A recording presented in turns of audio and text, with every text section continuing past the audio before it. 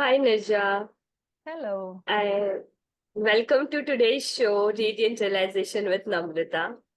And Thank I'm really glad to have you. I'm really happy to be here as well. And Neerja, I heard about your story and how you've managed your motherhood and your professional career. So I'm really excited that we are going to discuss on this topic today because it was a great inspiration for me when I heard it, and I know definitely people would find it inspirational. So to start with, Neerja, if you can give a brief overview of how you started your professional career and how you navigated till where you are today. Yeah, thank you. Thank you, Namrata. First of all, I'm really happy to be here because it's my aim is to reach out to people who who are willing to listen to this story, to who are willing to understand that, there's a lot of potential within us, and I aspire to use a lot of the platform that we have right now to help out everybody where, like, when they feel like they need help, or if they feel like they need support. So I'm really happy that I'm a part of this conversation with you right now, because I know that this adds a lot of value to the listeners out there. So thank you for having me. To talk about my professional journey. So I have finished my master's in English. So after I finished my master's in English from Hyderabad, I was, kind of looking at what kind of jobs I want to do. A lot of time, for a long time, I thought that I wanted to continue my studies. I wanted to do my PhD. But then I also wanted to start earning, because financial independence was something that I really, really wanted for myself. Not because I don't have like a sad story of, like, because my dad and mom both were working. I've grown up in a very financially secure environment. But even then, getting that financial independence was something that I've always wanted. So after my MA, I had two options. I could either start working, or I could continue my studies, go on for my MPhil, and then go on to do my PhD, which is actually what a lot of my friends did as well. And also a lot of the aspirations for people who finish literature and subjects like that, like in arts, they get into teaching, and for getting into teaching you need to get your net and all that, and for that also you need your MPhil or your PhD, because that's what adds a lot of weightage to getting your NET, and then you can go on to teach. So I did entertain the idea of teaching for quite some time, because I thought that that's where I like to be. Like, I like to serve, I like to talk, I like to present. So I always thought that I would be a good teacher. But then, as life would have it, I started working as a social media optimizer in a startup. Then I started, like, exploring other opportunities in content development, and that's actually how I started my work. So from my first job as a content creator or a social media optimizer in a startup, I moved across different profiles. Like, I didn't stick to one profile, because uh, um, with my education, I had a lot of options, quite honestly, because it was literature and because it was language related. I had a lot of options, and it was only about having to explore them, and have the patience to actually explore these different options. So after I did a little bit of that content creation, then I worked as an instructional designer for a K-12 sector. So I worked with Pearson, and there I was creating content for schools, and the digital platform of Pearson is where I was creating content for. I worked for around a year there, and then again I thought, okay, fine, I want to go back to MPhil. I started preparing for my entrance, but then I didn't get through. And and again, thankfully, God has always guided me through the right path. That's what I believe, because I didn't get through my MPhil, and right after that I actually got through TCS after an interview, and I was like, okay, fine, now let's see what's going to happen there, because that was my first experience working in a corporate environment. So I worked with TCS for a year. Again, made a lot of good friends there. I think that's the biggest takeaway for me from TCS, quite honestly. But there I worked as a proposal writer. So again, very different from what I was doing until then. But then it gave me a lot of insight as to how businesses work and how companies work. And then it also gave me exposure to the corporate culture and things like that, which really helped me in the longer run. So after I did my TCS stint, I wanted to come back home. I went through a phase of mild depression and stuff like that. Like I was staying alone in Bangalore. There was a lot of issues happening. And then my parents were alone here because my sister had also left to kind of go study. So my parents were alone. There was a lot of things that kind of made me want to come back home. So I came back home. I explored teaching for a year here as well. So while I was here, I taught in a college here for a year. And after that, I went to Mumbai. And again, I didn't plan to work there. I went to Mumbai because I got through a uh, I got engaged and then I called off that engagement. So I Oh, actually went to Mumbai to talk to to meet my brother because I was supposed to like leave the country after my wedding and I wanted to spend some time with my brother. But while I was in Mumbai, I called off the wedding. And so then I didn't know what I was going to do next because again I was stuck there like in life, and as well as my job also I had like resigned because I was going to get married and move out of the country, so I resigned as well. So I just didn't know what I wanted to do, and then I got an interview call from Accenture. So I went, attended the interview, and I got through that interview, and then that's what started my career as a learning and development professional. For 7 years, I was with Accenture. That's been one of my biggest learning journeys ever because I've met wonderful people there. I've, I've learned so much I learned so much with Accenture, the kind of corporate culture that they have there. It's amazing, but it also allowed me to see another version of myself where I was alone in in a city that I didn't really know, and I was able to explore myself and understand myself better. So that was a amazing journey as well. So after while I was in Accenture, I got married and then I moved to Bangalore to be closer to my husband because he was working there. And after that, so while I was at Accenture is when I took my maternity leave, my first maternity, and that completely changed the picture for me because from a free, wild girl to coming to my pregnancy and then my postpartum, it was a very difficult journey. After my first pregnancy, I went through such a severe postpartum depression that I could not bring myself to go back to work.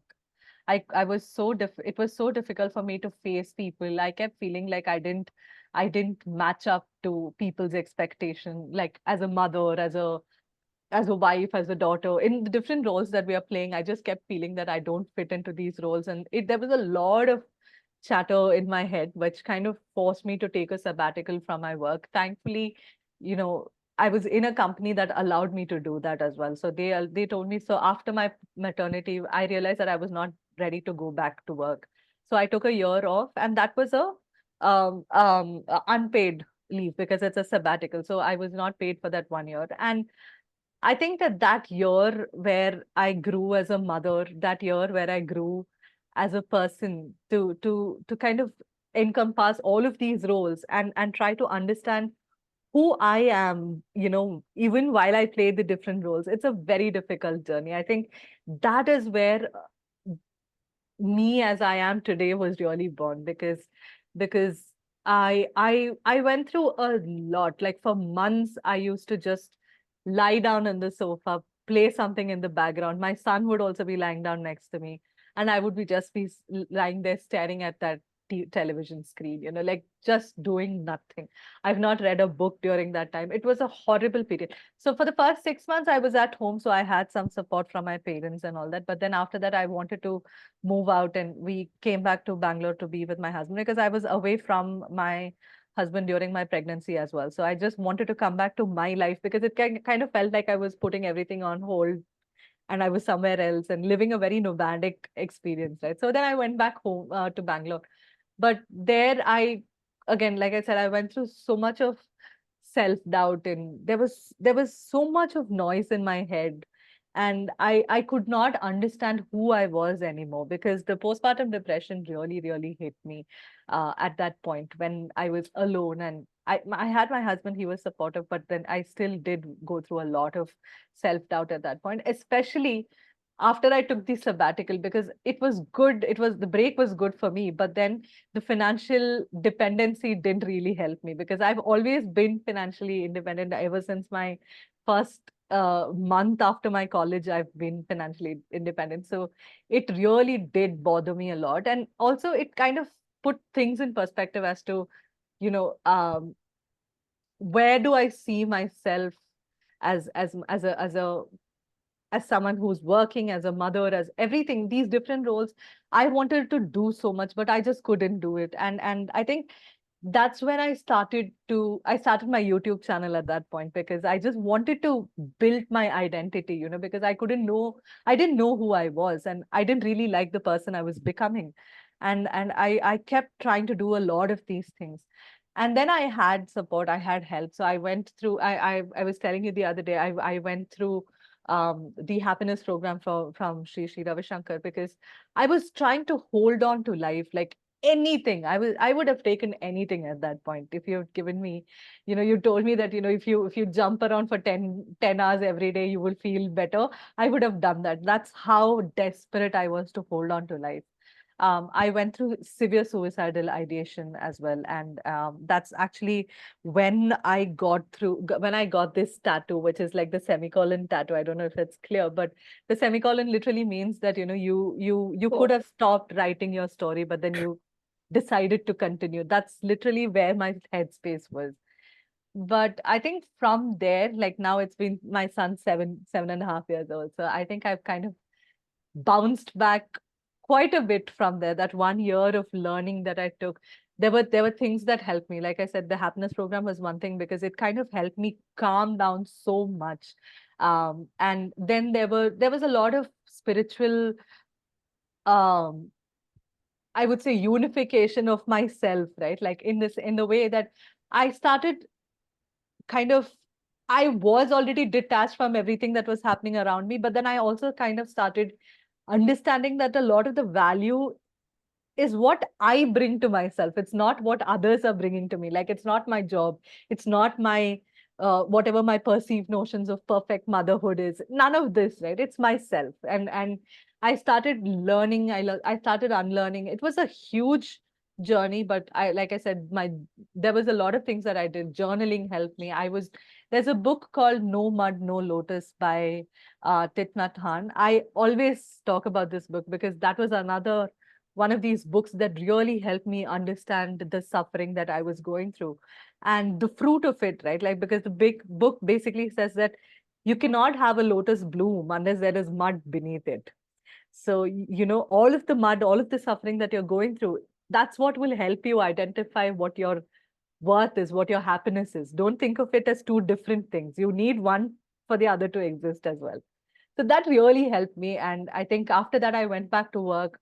I was a much more confident person when I went back to work. I had really supportive colleagues also. Like, I would really like to give them a shout out because I would not have survived that environment if I didn't have that supportive colleagues. But I think from there, I kind of did bounce back. And right now I'm in a very financially secure job. And I'm doing what I really love doing. I'm also like trying to find ways to, help others do the same thing, because I understand the kind of struggle that people go through, mothers go through when this happens. And that's been my journey, because I realized that I have an experience, or I've gone through something that I know you can come back. And I know people who have not done that, or who don't get the kind of support or realization that, you can bounce back out of this. So that's when I was thinking about wanting to coach, and when I was thinking about what do I really want to do, who do I really want to help, it's taken me a while, quite like all, because I initially just thought of myself as someone who wanted to coach people with their career development.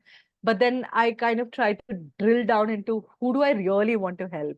What's my experience teaching me? And that's where I realized that that's the people I want to help. That's the kind of group that I want to reach out to, like mothers who feel this complete loss of identity when motherhood happens. And that's the truth of it. Like, we don't really like to talk about it, hmm. because often we are told to think about it as a blessing, and that's all true, but it's also true that it's a huge learning curve for all of us. So yeah, that's where I am right now. It was great listening to you, Neerja. And I would really resonate when you say like motherhood is a transformational journey. The person you are before you become a mother and person you are now, it's Yeah, altogether different individual. Probably you would not even feel that you were same Neerja 2 years or absolutely, maybe 7 years before. Okay, absolutely. now while you planned for your pregnancy, you became mother. During this phase, how did your career aspiration change or what impact it had on your career aspirations? I think initially when I was pregnant, and at that point I couldn't really think much about what I wanted in my career as well, because I was so focused on the pregnancy. I was so focused. So while I was pregnant, I kind of moved from my Bombay team to my Bangalore team, and my projects changed. A lot of changes happened while I was pregnant. But I think so I have an example of this as well, that I was actually meant to get a promotion. So in Accenture, you have to go through tests for promotions. I had a test and I completely tanked it because I was not in that space to move up or get more responsibilities and all that. And the reason I bring that up is because there was a point later on, like when I went back to work and all that, where I regretted that I didn't, see that through, because I kept feeling like, that I let it go very easily because I just, but now when I think about it, like after I've come out of that point and when I think about it, I know that that was what was right for me at that point. My body could not take more responsibilities. My brain was also, I had severe pregnancy brain when I was pregnant with my first son, like with my first child. I had severe pregnancy brain. I was like very forgetful. And I couldn't focus on anything. It's taken a long time to actually get my focus back. But so I think while going through my pregnancy, I didn't really think much about my career. I was just happy that I was earning. I was in a project. I was engaged with a lot of things, but I didn't want to build my career as such. Then after my pregnancy, so now after I had even my daughter, so after my second pregnancy, is when I think I kind of felt like I'm okay. So I have two kids. I'm done with all that part of it. Now I just need to see my kids grow up and all that. But now is when I want to really think about where do I see myself, because they will grow. For a long time we see ourselves just as mothers, and it's not that it's a small thing, it's just that our roles are so, it's like we have blinders on, right? Like, our kids, are they growing, are they meeting milestones, are they doing this? What happens to the other roles that you're playing? It kind of does take a back seat. And you know unfortunately, when it comes to career, when you take a back seat, you need to take a lot of push to actually come back to where you should be. Because at 35, like what you think about what your responsibilities should be at work, it would be very different from what you think about it at 26 or 27. And, Exactly. coming up to that maturity level in your work, you realize that, oh, I've lost some time here, but because I've kind of taken the back seat, I've taken it very slow and all that. But I did a lot of things. Like, I went to for certifications while I was on my sabbatical. I did do a lot of things that helped me later on in my career, but without really thinking about it. I think I've always known that I wanted to come back to work, and this is the work that I wanted to do. Like I said, I've experimented with so many roles that when I landed this role is when I realized that this is what I want to do. Like, that's my career growth trajectory Hmm. going to look like. I knew that much, but how and when will I do all of that was something that I didn't really think about during my pregnancy. But I think after my kids were born and they were, kind of okay, well said. Like, after I think my daughter was 1 year old is when I kind of, I was like, I really need to also start focusing on this, because I can't go on like this. This is not what I want to do. I need to grow here as well. And I started kind of putting more thought into that. So I would say that's how I didn't have aspirations at that point career wise. It just took a backseat, and I was like, I need all my milestones met for my child and all that, and that's where I was for quite some time, I think. Mother in forefront, like Yeah. that's the Neerja. Yes. Okay. So you took break while you were nurturing your kids, Mhm. and then you re-entered workforce. So Yes. when you re-entered, how was your journey navigating to different roles, navigating to meet expectation of the role? Um, for me, like I said, the one good thing that I had was a very good support system at work. A lot of the people that I know personally who work in different companies, they don't have that. And I'm very thankful for the kind of support system that I had, because even before COVID, I was working from home. I was able to do that because I had a kid. I didn't, and I actually tried to put my son in daycare when he was like 1.8 or something. And it didn't really work out because one, he was so used to just seeing me, that it was very difficult for him to actually let go. He cried continuously for a week. My husband, I would still be able to come out from there. I would be like, okay, he's crying, but we can't do anything. I need to go back to work. And my husband would stay there, listen to him cry. He would also feel really bad, and he would be like, let's bring him back. He's crying so much and all that. And then he will bring him back. So this was what used to happen for some time. When I started going back to work, that's what I initially tried to do, but it didn't work out for us. Another thing is my son has a condition where he has hypoglycemia. So you need to be very careful about his food and timing and all that. So that added an extra pressure onto the way we couldn't really trust him with others at that point. So I'm very thankful that I could work from home. I had understanding team, and they said, okay, fine, you can work from home if you need to, and that was fine. And my husband used to go to office at that point. So right now we both work from home. So post COVID, it's changed a lot. But at that point, he used to go to office, and he was in office for around 8 to 9 hours. And I would work and take care of the kid at the same time. And uh, we've had our ups and downs, because like when he started crawling, for instance, it was a huge challenge, because I could not let him out of my sight at all. I could not sit in one place and work, because he would crawl out of my eye space, and like out of my view, and then he would go and do something. So I would be so scared that he would fall or tumble over, and I would have to keep running.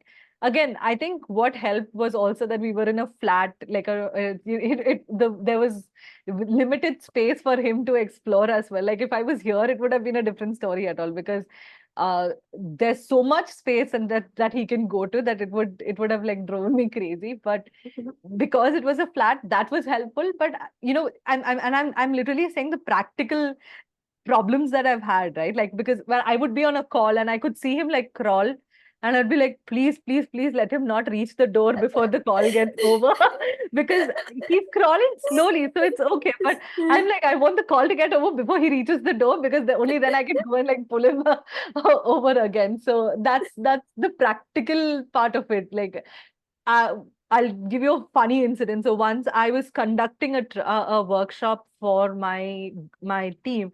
I don't do this often. This was a very one-off thing where I kind of was helping my team transition to a new tool or something. And I was talking, and this is the entire team is there. So I have like around 20-25 people on the call, and I'm taking the session. And my son is in the balcony having a mud bath, because he's taking the mud from the pot, so there was water also, and he's like drenching himself in the mud. And I can't stop taking my session. Like, I'm on video, I'm taking the session. I can't stop, I can't go, I can't do anything. And I can see this. I kind of resigned to the fact that I have a lot of cleaning up to do after this call, but I just have to get through this call first before I go address that. So that's how it was literally for quite a while, because you had to be careful about what he's putting in his mouth, and that was all very stressful. But you just have to navigate through that, because it passes. Like they grow up, and then they they don't need you after a point, right? Like they're like, please, I will sit here, please you go do your work. That is their attitude right now. Yesterday my daughter was telling my husband, she's like, you please go up and sit, because she wants to play downstairs with the grandparents. They don't scold her or anything, so she doesn't want us to be there anywhere. She's like, you guys please go and sit somewhere else, don't sit here in my space, kind of a thing. But yeah, you just need to understand that it will pass. Like, it's not it seems impossible at that point, to be serious. If you don't have people who can help you with it, it seems impossible at that point. Like, when you have your children, because it's not just about taking care of them, right? It's their health as well. Like, if they put something in the mouth, or if they eat something that they're not supposed to eat, there's so much of stress that goes on in your head. If you kind of put your work aside and you say, I'm not going to work because I need to take care of this, you realize that after a point they grow up. So for the first kid it was there, for the second kid it was, I knew that, okay, I knew the extent of what it would go. I was like a lot more chillaxed at that point. I'm like, it's going to pass, it's okay, but I just need to get through. Like, I think what helped me with my work in that point was prioritizing, right? I needed to know what I need to finish, and how I'm going to, like, uh kind of uh, space out my work so that I'm able to be there for my kid as well, and manage that. But I could do that because I was at home. And again, like I said, I know that's not the reality for a lot of people when they have to go to work and stuff, but for me that was the journey. Today, you can make a joke out of this mud bath, but Yes. probably at that point in time, your mindset would have been, oh my God. I was on the verge of tears. I wanted to cry because I was so, and the most impossible scenarios come into your head. I'm like, what if he stuffs like mud into his nose or throat or something, and something happens to him? I was on the verge of tears, like, because I didn't know who to, my husband's not there at home, he's at work. So I don't know who to reach out to even, or, and now when I think of it, probably I could have taken a break from the call also. I could have told them, just give me 1 second, I will come back. But at that point, when you're in the middle of all of that, you don't think about it like that. I was so, like, sad, and I was feeling angry, and the kind of emotions that I had. Now I can look at it, and I think it's hilarious that that happened. But at that point, it didn't seem so at all. Understandable, totally understandable. So, Neerja, now while bringing up two kids and also managing challenges at your workplace, how do you balance both the things? It gets difficult. Sometimes my kids do get the brunt of it, because you obviously can't shout at your workplace, right? Like, a lot of the pressure that I will tell you, my perspectives are based on my experience. I'm not saying that it's the same with everybody. A lot of people with different profiles do have a lot of different experiences, and that's something that I understand completely and I respect. But for me, my kids do get the bad side of it at times, because sometimes it just gets to that boiling point. And especially when I say that it's good that both of us are at home and we're working from home, it does add a lot of pressure to us, because we have to manage everything, and we're not able to kind of um, you know categorize it, or even subconsciously we are not able to say, okay, this is at work, work is done, now this is at home, and I'm here present completely. That's the challenge of working from home, I feel, that you're not able to classify these spaces separately. um but we've learned to navigate it. I get a lot of support from my husband, quite honestly. He takes care. So our shifts are also different. He works from 2 o'clock in the afternoon, so he does a lot of uh, when the kids are at home, he's there to take care of them. Again, things do get better because they've started going to school, so a lot of time they're at school while I'm trying to finish the major chunk of my work. So it's become easier. And I think there's a lot of fluidity in the way uh we manage our work. There's no rigid rules for me, like I should be at my laptop from this time to this time, so that helps as well. For I think what really needs to, when it comes to challenges at, like, with managing children and work, is for me at least, it doesn't stop at work. Like there's so many things that I want to do. And I've realized that if I don't do those things, my children just get a very bad version of me. Like for instance, if I'm not able to read, I'm someone who reads a lot. I need books around me all the time. So whenever I get some time, I do get onto reading or do something like that. So if I don't do that enough, again, I'm a very grumpy person if I don't do that, and my kids get that version of me, which is really not helping them in any way. There's a lot of, so my with my coaching, or let it be super speaker, any of these things that I want to do, I would not be able to do it. I mean, if I didn't do it the way I wanted to do it, my kids would get a very frustrated, grumpy version of me.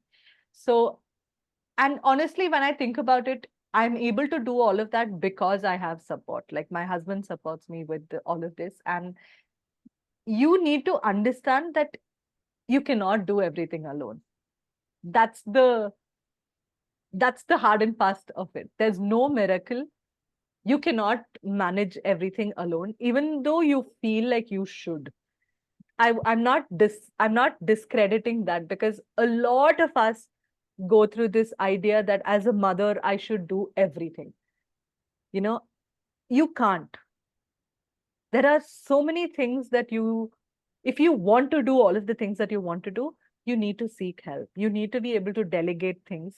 You need to be able to prioritize what it is. And you also need to accept the fact that this is how much I'm doing the best that I can. And I'm not going to, you know, beat myself over something that I didn't do the way I wanted it to do it, because it was still the best that I could do at that day. There are good days, there are bad days. There are days when I'm like super mom, cook really good food like for breakfast and lunch, and we have good food. Otherwise, there are days when I just can't even think about cooking, so we're just buying stuff, like we're swinging food, and my kids are also eating. If I was the person who would start thinking about, oh, I'm a bad mother because I didn't cook good food for them, I would go down that rabbit hole and not do anything. Like I would Hmm. not be there doing any good to anybody. I just accept that on days there are days when I'm able to do all of this. There are days when I'm not able to do, like, manage all of the roles. So you have to kind of prioritize and weigh in your options and delegate. So there are days when I cook, like I can cook so much, so much, so much, and then my husband feeds my kids. I don't have to do that because then I go back to work and he feeds them before he gets into his work. So we have to kind of balance it out like that, and we need to also ask for help. Like this is something that I've realized, that a lot of mothers, they don't ask for help. So they feel like everybody looking at us would feel like, oh, she's able to manage everything. We might be drowning in our head. We might be drowning and we might be hoping that, I wish someone would help me with this. But unless you ask for it, you don't get it. It's just how it is. Like your husband's also, for us, it was a learning curve again, because my husband, before becoming a father, he's never had experience with kids. He's never even like he's not carried a child who's like small or something like. But then once he got into the role, and once you started asking for help, and I had a cesarean, so a lot of the weight went on to him, because I couldn't carry my child. I couldn't walk around because I had to take rest for 3 months and stuff. So he had to do a lot of things because this situation demanded for it. But then he kind of fit into that role. So you need to ask for your help. Otherwise people will just assume that, okay, you've got everything. You've got you're able to manage everything. But if you're not, you need to reach out, and that's what I do. There are times when I'm not able to work because my kids, probably they're unwell, and I know that it kind of, it comes off as a very it might be a very small thing, but they might need us because they might have like a cold or a pain, and they need us. And I reach out to my colleagues. I tell them that my kids are really unwell, they really need me, so I'm going to take the time off for some time. And then I go attend that. So I think it's only about looking at where you are and prioritizing and kind of delegating everything. That's how I manage things. Amazing. In this gamut of activities that you're doing on day-to-day basis, how do you find time for self-care, and how do you find time for things that you love doing? I would not lie. I'm not very good with a lot of the self-care aspect of it. And I think it depends on also because of what I look at or what I see as self-care is very different to what a lot of people understand as self-care. For me, it's I've been going through a health struggle for some time. So I had COVID twice, and my after I got COVID the second time, my body has gone into like a shutdown phase kind of a thing, where I've needed a lot of rest. Like I would just and I would need to sleep sometimes, and like after I wake up, I send the kids to school, and then I go back to bed because I just can't do. I could use that time to do a lot of things like recording my podcast, my YouTube channel. I'm doing a lot of things because I have that space for me. But over the past 6 months almost, I've just taken time for myself because I've not been putting out a lot of content. I've not been doing a lot of that because I just realized that my brain can't do it right now. Like I need rest. So that's what I prioritize.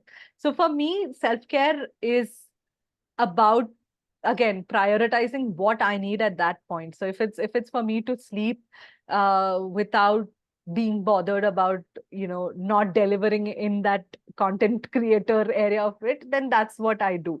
If it's about reading, and if I feel better about reading and not probably, and again my husband's been very supportive, so that's been good. Because if I say that, oh, today I don't feel like cooking because I want to finish this book, and he'll be like, okay, fine, you do that. We'll order, we'll get some food. That's okay.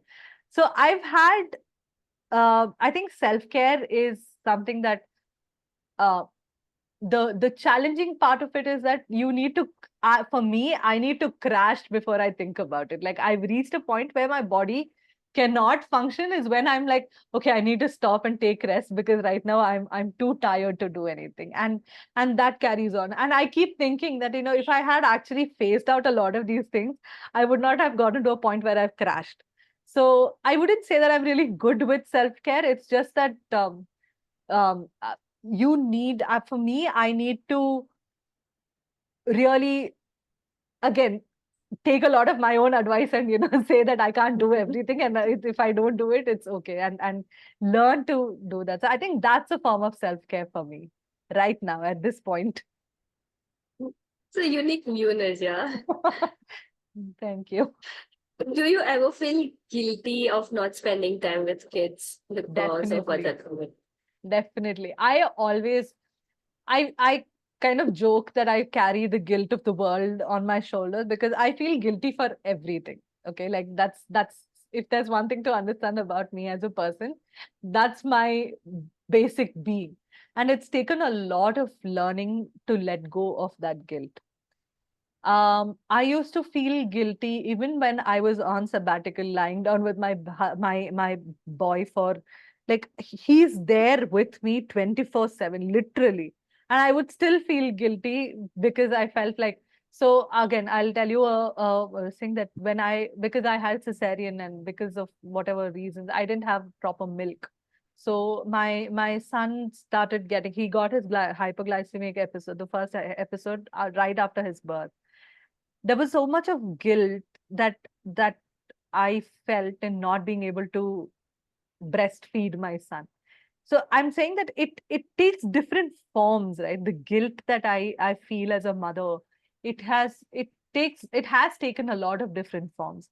My daughter, when she was very small, so when she was like 28 days, she got a very serious she got bronchi pneumonia. So she was in the hospital for almost 10 days in isolation.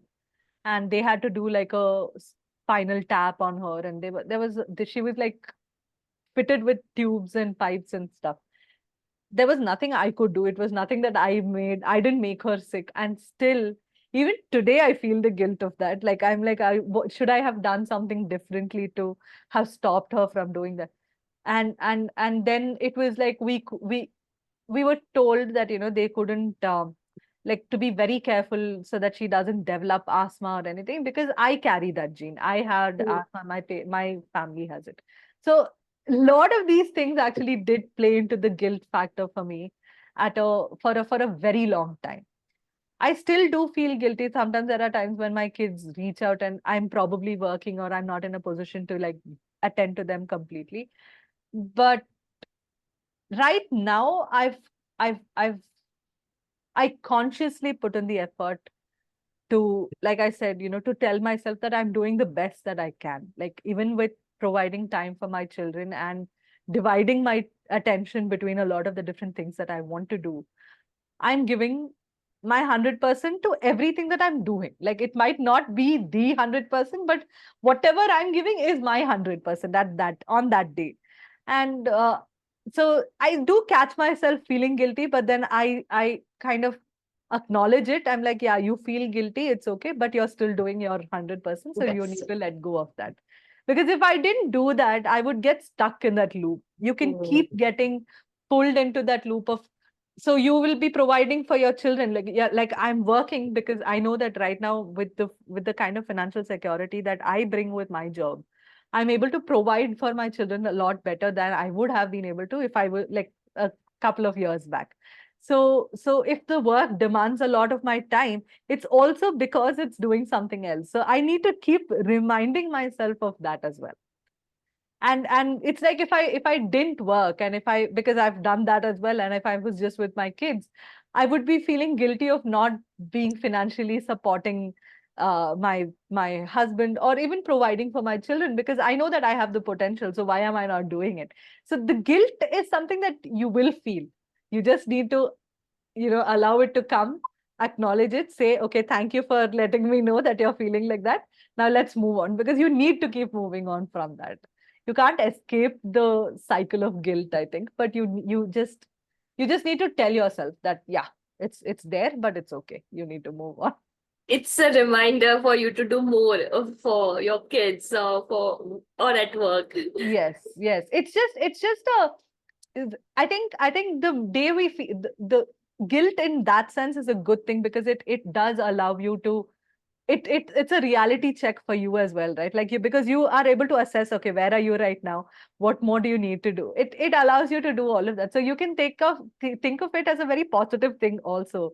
That's why I said you acknowledge it and then you move on from there. You realize that, okay, if you're feeling guilty today that, okay, I didn't spend time with my kids today, you acknowledge it. You probably take like 5 minutes extra to spend with your children, but then you move on from there. You can't get stuck there. That's the problem when it comes with the guilt cycle, I think. Correct. Neerja, it, what I hear and what I understand is that motherhood teaches a lot of different skills Yes. like time management, prioritizing. Now, I would like to know from you how this learning has helped you at your workplace. So, if we can Immensely. start with, yeah, time management. Immensely, because I don't think that I'm actually very good with time management even now, because like I said, I'm generally a very laid back person. I'm okay with doing things the way when it comes, like when it demands my attention and such. But with children, like when now that my kids have started going to school and everything, there are things that you need to do and it has to finish in certain times, and you learn to adapt to that, because it's not just for you, right? There are small little people depending on you, and how you finish your task is how your kids will also be able to succeed in whatever they need to do. And I think that helps immensely. Even it's literally the same skill that you use at work, right? Because at work, if there are people dependent on you, if there are things dependent on you, you need to finish your task on time so that the others can also, it's a domino effect. And I think having children and being forced to do it has kind of put a lot of those things in perspective for me, because I'm like, yeah, this is why I should be doing it like this, because there are other people dependent on it, and this is what I need to do. I think you learn a lot when you become a mother, because you learn that you don't have an option, right? Like there are no choices for you. When you have a choice, you might choose the easier option, but when you don't have a choice, you just need to do things and you need to be there. So time management has, in that way, I've learned a lot, because I've learned that, also I've learned, like now, because there are two of them, you need to manage and negotiate a lot to like kind of see who you want to do what with. So you kind of have to learn to to manage your time proportionately with both of them. And I've learned that at work also it really helps when there's like demands from different sides. How do you understand, okay, what takes more time, what is priority, you focus your attention on that and you do that. I've caught myself, thinking about it the way I would think about it when I'm working with my kids, and I think that's helped a lot to kind of uh, help me understand that it's a natural thing. You just need to bring it in your vision. Like you think that, oh, I'm very bad with time management, but you have children, and then you like, okay, I'm not actually bad with time management. I just chose not to do it for so long. Now I know that I can do it, but Interesting.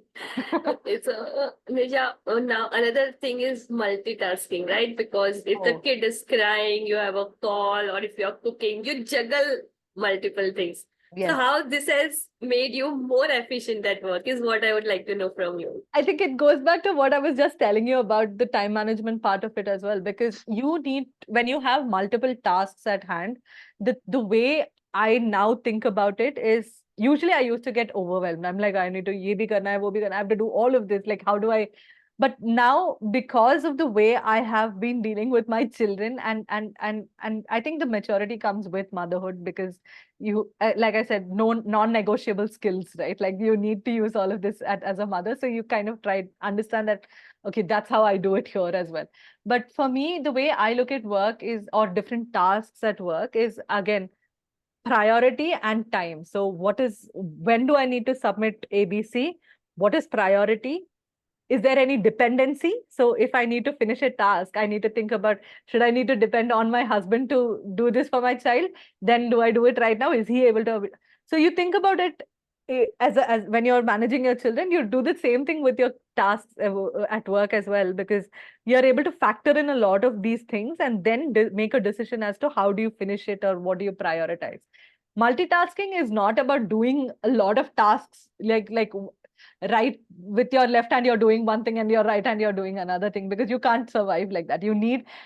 I used to think that's what multitasking is. I used to think that having 100 tabs open and doing different things in different tabs is what multitasking is. But I realized that you work cannot happen like that. You need to, you know, give attention to, or the right kind of attention and the right focus to everything that you're doing. And you can't do that when you're doing 100 things together. It's never 100 things consequently. It's like you finish one, you move to the next, you move to the next without getting overwhelmed by the tasks at hand, right? So I've learned that, I think now, right, that I've managed children.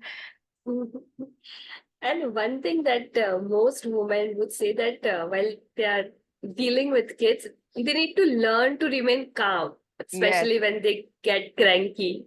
yes. So how has this helped you? I don't think it has really helped me. Like I would quite honestly say that there's a lot to learn for that even now. Um, I am naturally so, because again, I'm the eldest in my family, so I'm so used to people listening to me that I can't take my mini me's not listening to me at all. Like it does get to my nerve at times, especially my daughter. My son is a little scared. Like he knows ki there are repercussions if he doesn't listen. So I'm not. I don't think that. Nothing against gentle parenting. I don't think that it's generally possible with like trying to make them understand everything and this and that. You try to do all of that, but there are times when you will have to kind of ground your child. Like you have to tell them, okay, no TV for now because you didn't listen to what I'm saying. It might not seem very kind or gentle, but that's just the way you have to deal with it, because that's how they learn. They learn that actions have consequences, and then you go on with that. So it's very, very difficult, especially with, so there's, my son is 7 and my daughter's 4. And my daughter, especially, she's at that stage where she thinks she rules the world. So she does not care about anybody or anything. You can be the president of the world and come and talk to her, and she would still say that I'm better than you and I'm not going to listen to what you want to say. So it takes immense patience, and unfortunately, I think that my husband and I don't really have a lot of patience, because both of us, like I said, are eldest, and there's a lot of that trait that you carry, right? You're so used to commanding and telling people, listen to me, and then they listen to you, because my cousins, my brother, sister, all of them are like that. So you assume that your children will also be like that, but they will not be like that. So I have learned to walk away from situations when I get too angry. I think that's the only thing that really helps me. Like, when sometimes it gets very overwhelming, like especially if you have both of them at home and they are both crying and shouting, and you have work to finish in. You're at a point where there is a breaking point. Like, I will not discount that again. Everybody has that. Whatever you want, however you want to be parent, there is a breaking point for everybody, and there are days when it would be tested. Okay, but I think it's important to realize that they are just children, and they are also doing the best that they can. Now, how has that affected me in my workspace? I think not like it's helped me look at things with a lot of curiosity also at work, right? Like, when my child is crying and I know that there's no solution for it, there's nothing for you to do than be curious about what they're doing, why they're doing what they're doing, right? And I think that is a skill that I carry over to my work as well, because when I see that there's a lot of things that people do which might not yield the result that they do, and I would argue, before I used to be someone who would be like, oh, that's all, I wanted to prove that I'm right. But if someone wants to test things out and learn from after doing that, that's okay. I mean, that's just the way they learn. I think that's how it's helped me the most, in terms of becoming more curious about why people do things that they do, rather than judging them right at that point. Like, when they do something that I don't agree with, and I'm like, oh, this person does not know anything. Now I don't think of it like that. Now I'm like, let him do it, let him learn the way he wants to, because he will learn. Like, if there is a right and a wrong way to do something, and if he wants to explore the wrong way, it's okay. You have to allow them to do that, and they will eventually reach there. That's the only way. I think this aspect of parenthood has really helped me, because I would, again, I wouldn't react that much before. Like, you learn diplomacy as a part of your workspace anyway, but there were times when I had very strong opinions about what is right and wrong, and who's right and wrong, and people being stupid and all that. But right now, I think it's kind of helped me to calm down and take a step back, look at it with curiosity, allow them to explore and learn. And that's what helps, because you can't really, jump in and help everybody at every point. That's just not how it works. So I've learned that as a part of, because I've seen my children. I try to go there and say, no, this is not how you do it. But they will still do it, and then learn that, okay, that's not how you should have done it, because, okay, I got hurt, or, something happened, and they're like, oh, I should have listened to mom. But they learn eventually. So you just have to trust the process and wait. Yes. During this process, you become very emotionally aware about yourself. You become emotionally intelligent, a word that is being normally used. Yes. So, being an emotionally intelligent mother, how does it benefits your colleague, your teammate? I think, again, it a lot of this ties back to the way you foster relationships, right? Like I said, before, a lot of it used to be about my ego, about me being proven right. I've told you, and there's a lot of the I that comes in, which is good. Like, I'm someone who teaches identity, in your workplace. So I wouldn't say that bringing your authentic self to your work is a bad thing. It's just that, you can bring yourself completely to work, but it's not about, you're bringing your authentic self to work does not mean that you can actually impress and please everybody, right? Like, that's not what it means. It means you being integral to what you're doing, you being honest to what you're doing, and you do things the way you're supposed to do. And then there are dependencies. You cannot let go of that in a workspace. So for me, it's what I just told you. Like, I wait for people to do things the way they want to do it. If there is strong resistance, for instance. So I work in a change management team, and one of the biggest words that we like to use a lot is resistance, because there is going to be resistance to change. And as a mother, this is something that I see every single day.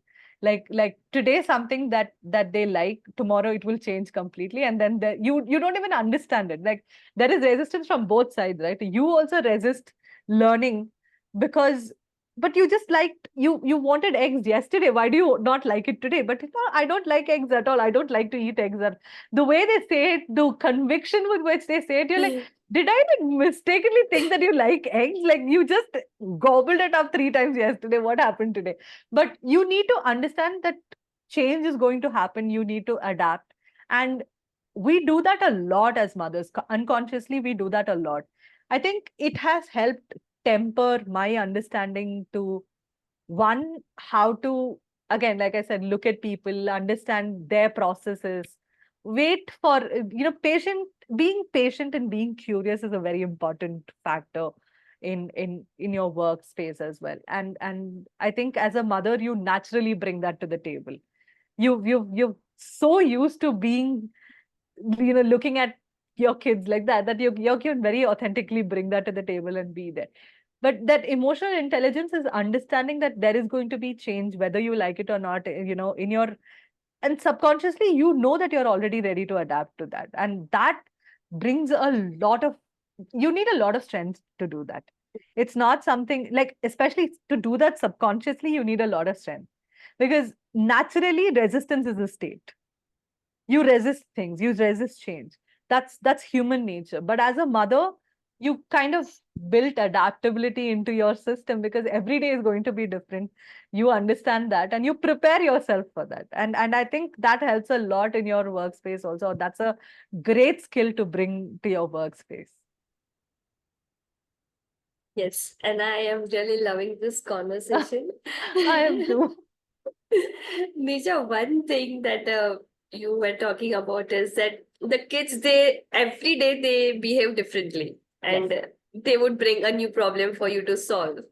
Yes. And how has this helped you to solve different unique problems at home with kids and also at work?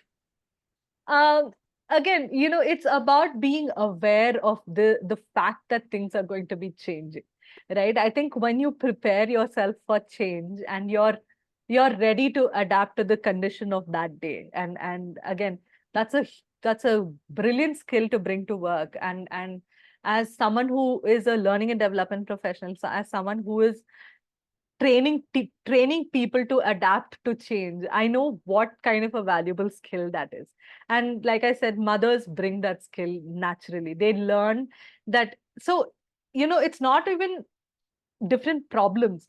The same problem will have different solutions on a different day. Like, Hmm. if today, if my child is hungry, and like, it's the same example, my child is hungry, I'm like, okay, what do you want? Do you want ABC? And they're like happy with it, they really love it. Oh, I love this so much, I want to eat this. The next day they come to you with the same problem, I'm hungry, and you give them the same solution, they will cry their head off, and you will not even understand why they're crying, because they just said that they love this and they can eat this till they die, like just the day before. How come they changed that, suddenly? But like, after the first couple of experiences or couple of instances, that that's what is going to come.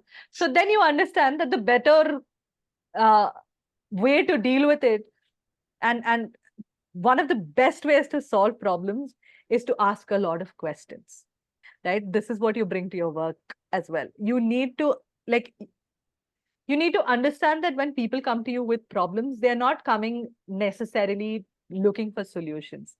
They, because even they don't know they might not even know what the real problem is.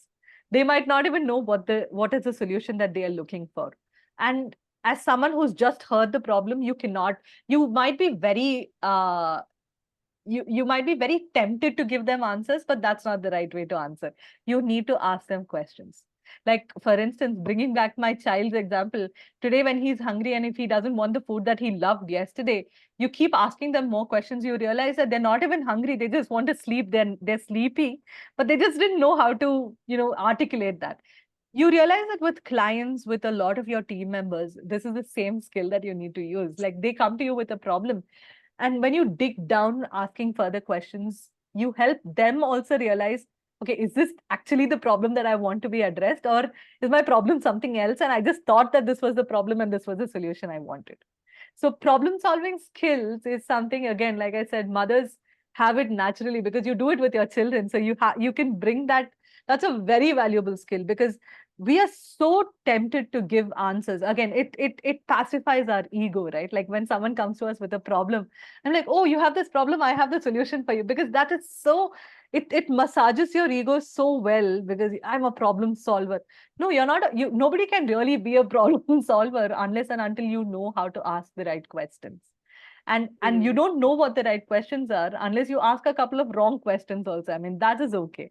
It's just understanding that you need to dig to the bottom of it, ask questions and get there. And you learn that. As a mother, you naturally learn to do that. Amazing, amazing. So, Neerja, last question, which is very interesting for me to know about, is, and that is, how motherhood experience helped you to bring more inclusivity at workplace? Because you experienced your two kids, they were different the way they were growing up, the challenges that they faced, and probably that you would have experienced while coordinating with your team members across Absolutely. team, cross border team. So I think it's a very interesting question because, see, um, it's a very curious thing also because both my children, they have the same genetic set, right?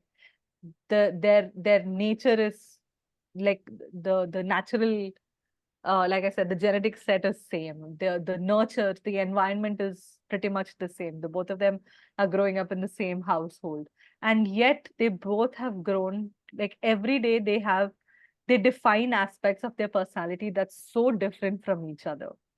Um, so you can't help but wonder, how do, as a child itself, how do you form your identity, right? How do you form, or how do you define your character, and what do you become? It's very interesting for me to see what they grow up to be. Like this is something that we often talk about. We're like, I wonder what she's going to become like when she grows up, and not in terms of what their job is going to be, but the kind of person that they're going to be. And I think with work, because you again compartmentalize your identity as a mother, and then you come to work and you're a different person, a lot of the times you forget to bring the same kind of curiosity at work. You deal with a lot of different types of people. They might be in the same setup, but imagine they're all people who have grown up, who bring different experiences, who bring different perspectives, who have different, they've gone through different experiences as well. So if you look, and you're looking at them only with your experience and your perspective, right? It you need to understand that whatever people are bringing to you, they are a sum of their experiences, right? And when people tell you something, when, for instance, and mostly we use this in a negative, this thing where we say, okay, when there's like an argument, or when someone's not agreeing with you, you again, you get hurt because your ego is getting questioned there, and you're like, no, this. But the minute you realize that whatever you're saying is right for you because you are bringing your experience, but what that person's saying is also right for them, from their perspective, from their experience. Now, you need to stop and think about where are they coming from. And that's a sign of a good leader. Again, I don't think that leaders are people who just say, I'm going to do this, you also do the same thing. That those are not the right leaders. The leaders are people who are able to guide people, and there is no one size fits all, right? Like you need to understand what people are bringing to the table, why are they saying certain things, and how can you guide them from there. You cannot guide them from your level. You have to guide them from their level. And that is something that you again, as mothers, you naturally get trained in doing this, because you deal with your children. And even within the same environment, your both your children are two different people, and you need to deal with them at their level. You cannot deal with them at your level. I cannot deal with my daughter with my like at my son's level. My son is a different person, my daughter is a different person, and I need to get down to their level to understand. And when I say get down, it doesn't mean like, they're somehow they're below me, but it's just that they are at different levels, and you need to get down at their level to solve a problem for them. That is a skill that you learn as a mother naturally, because you deal with your children every day. And I think as a mother, or with motherhood, you learn to kind of integrate this in your works. You should, otherwise, like, we compartmentalize because we don't want to be seen as a mother in our social circle, probably. But these are skills that you can use a lot. Why not? No one's It's the best training that you can get, right? Like live environment training that you're getting. Yes. No coaching or nothing else can give you the kind of training and coaching that you get when you're in that live environment. So why not use those skills and expand those skills into the other parts of your work? So I think that's how you will learn to bring inclusivity also in your work as a mother. That's true. Because you just embody all this quality. You don't have to get on like another case study to do that, but it's just becomes part of your personality. Sorry, and it's visible in way you deal with people. Also, while I was listening to you, the excitement that I could feel from you, it comes out so naturally, right? That your learnings and how you are getting more benefit out of those learnings. Yes. No, I think that, we kind of do compartmentalize, and unfortunately, a lot of the workplace culture also demands that you do that. Like, they think of motherhood as a negative thing, right? Like, because if for instance, if you're in consideration for a job, and I've heard horror stories where people have said that you have to tell them that you will not get married for a year, like when you're in the contract, because they don't want you to get pregnant while you're doing this. Or if you're just married, then there is this casual, very disrespectful way of thinking about, oh, now she's going to get pregnant and then she's just going to let go of her work. No, motherhood brings a lot of skills in you that, like I said, it's life training, and it's life changing training also. And those skills are not something that you only use as a mother. It's something that you need to use in every other space of your life. And if someone's telling you that because you're a mother, and because you've taken like a gap or something, you need to kind of reconsider or upskill yourself, this is exactly how I would say that you should address these questions or these challenges. You should say that I'm bringing all of this to the table because, for the past year, I've been training for all of this, and this is what I've been doing.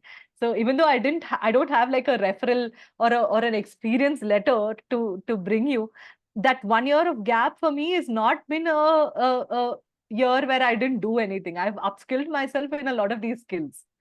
And because imagine, in a normal resume, you would say observation skills, attention to detail. I have examples of how I've done all of this. Like, I can actually give you live examples of how I've done all of this.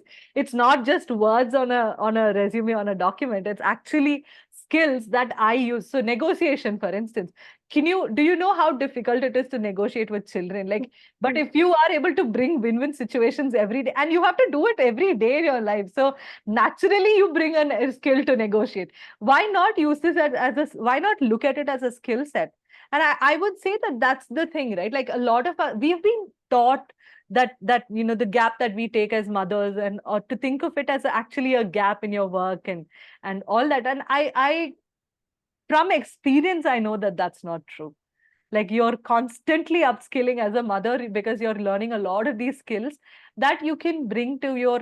And we don't use these examples when someone says, okay, give me a situation in an interview. When someone tells you, give me a situation where you've negotiated and de-escalated a situation with your client, why not talk about how you fixed your child's problem and how you've de-escalated a situation with your child? Because A child does not have the kind of mental maturity a client has. And if you're able to successfully do that with a child, you can do it with a client also. It should be a given. And I think that Yes, you should bring yes. those examples and instances as your experiences in your interview, because that's what I've done for the past year, and I've learned all of this for the past year. So don't think of it as a gap year in my thing. I've been upskilling. So I think that's how you should have that conversation with when you're going back into your job after your motherhood. A lot of us are taught to feel bad about the gap we take, or Hmm. why you've spent time with your children, you felt like you're not ready to go back because you felt like your children needed you. There's nothing to feel bad about it. um Exactly. it's and the other way around as well. Like, there are mothers who cannot wait to go back to work because that's what they align with, and after 3 months or 6 months of their maternity, they just can't wait to go. And that's good as well, because that's just, every person, I think every mother needs to do what she thinks is right for her to do, because unless you do that, your kids end up with a very frustrated version of you. Nobody else sees this. You're very well behaved outside, like the four walls of your house. When a guest comes, you might not be that person. You put on a mask and you're happy, but when I don't think even a lot of husbands see that version, but your children do. If you're frustrated, if you're unhappy, your children clearly understands this. They're very intuitive also. They've come from your womb, right? Like, they understand, and they're very intuitive to your emotional state. And so that's why, if you feel like going back to work is the right thing for you to do, you have to do that. If you feel like staying back from work is the right thing for you to do, you need to do that, because that's the only way you can be the best version of yourself for your children, as a mother, in your workplace, anywhere, whatever you're doing, you can do that.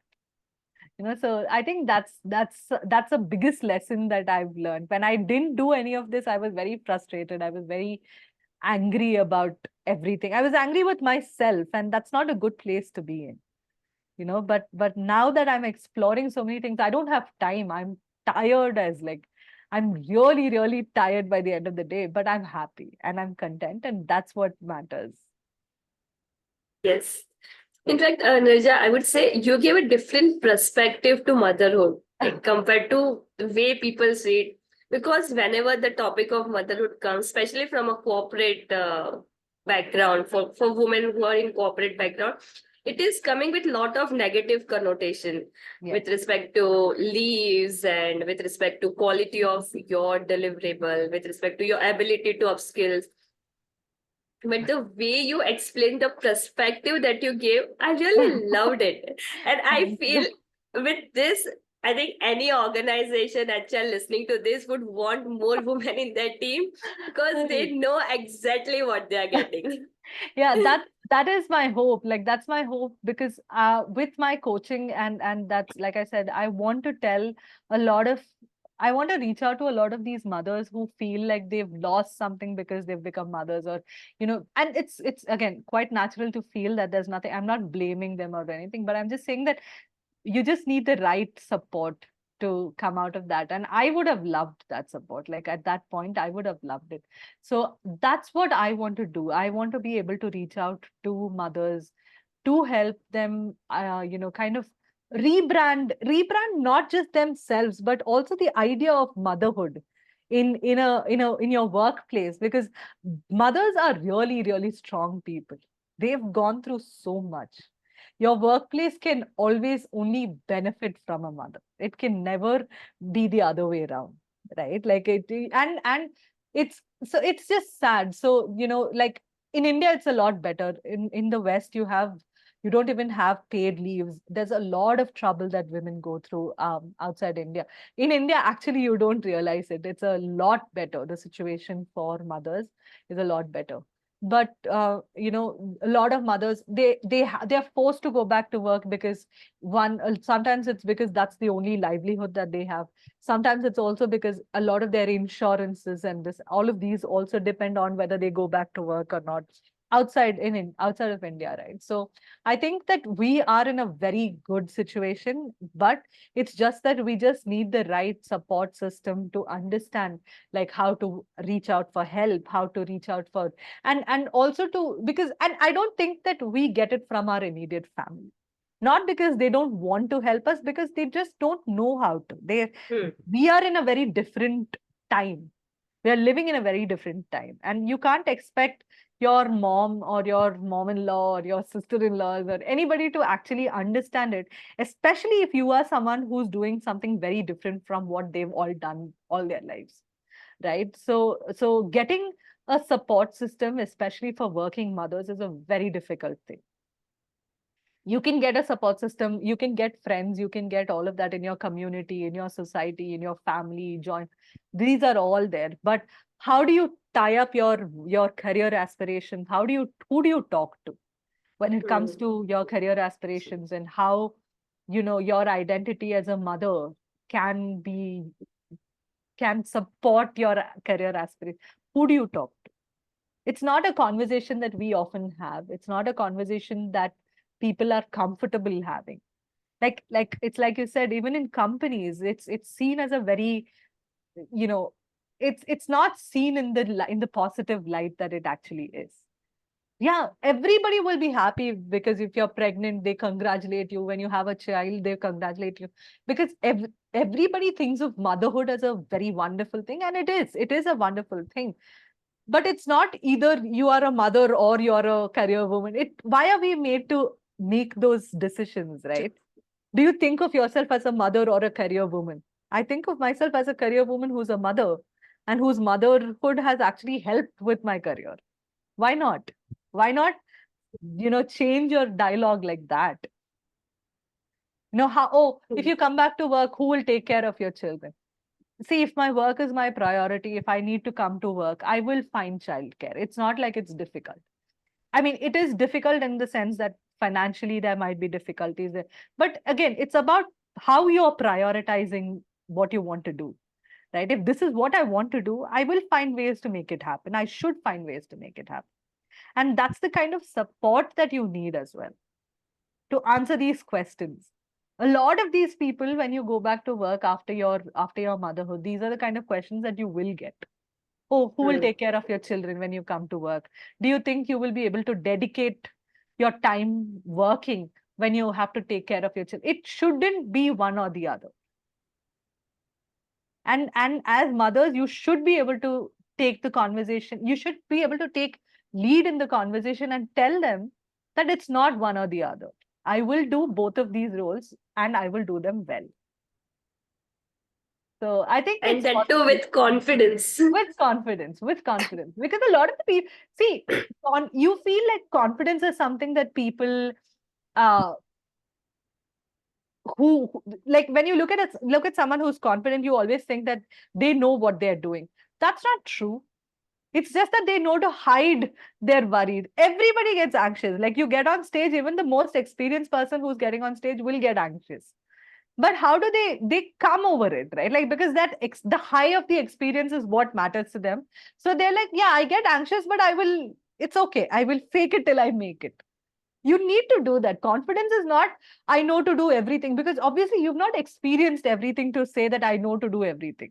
Again, this is something that your motherhood again teaches you, because you feel like you know everything about your child. The next day they'll wake up and do or say something that you would have never even thought of. And then you will be like, where did they learn this from? But you have to adapt to that, and you will say that, okay. So then you still can't let go of your confidence just because they behaved in a different way. You still very Yes. confidently have to say, it's okay. This is what is happening today. I'm going to deal with it today. That's confidence, I think, as far as I'm concerned. But you have to do Yes. it. Yes. So it's really an amazing conversation, Neerja. I thoroughly enjoyed it, and you've brought in so many new perspective to age-old way of looking at motherhood or looking at women after they've married. And I feel this fresh perspective is what everybody will have to imbibe over a period of time. I hope so as well. It was really nice talking about it, and because as you can guess, I love talking also. So like if I get an audience, I'm happy to talk. So, but it was a really good experience to talk about all of this and kind of put these are thoughts that I have. So putting them in that perspective and in that structure is a good it was a good experience for me as well. Thank you so much for sharing your thoughts and sharing wholeheartedly is what I take away from this conversation. Yes, thank you again for having me, Namrata. It was amazing to be here.